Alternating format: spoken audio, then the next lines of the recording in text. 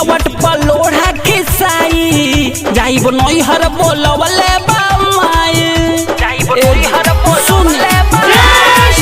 नहीं सिलवट पर लोढ़ा खिसाई जाइब नैहर बोलवले बामाई बथता कलाई अब भांगना पिसाई भोले जाके पीही कोको कोला दरदिया उठता ये भोला कलैया दुखता ये भोला दरदिया उठता ये भोला।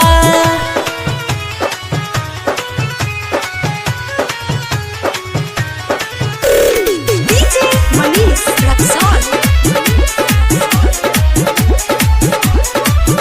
नहीं बुझता नी बतिया मोर दोनों अखिया से बरसे लोर नहीं बुझता नी बतिया मोर दोनों अखिया से बरसे लोर सुख जननी ना ससुरारी के करे जोगिया खेला महादारी के कैसे बताई अब संगे न रहाई सोहिल के तना झमेला दरदिया उठता ये भोला कलैया दुखता ये भोला दरदिया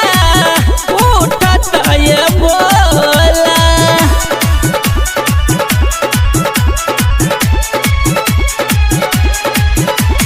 डीजे मनीष रक्सौल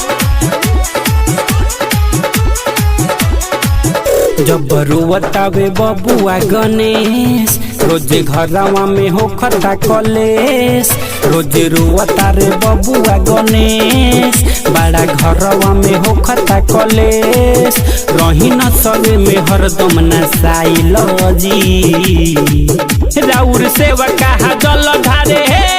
आइल जी उदय पवन दुनो अइले एक संग रामा शंकर अइले अकेला।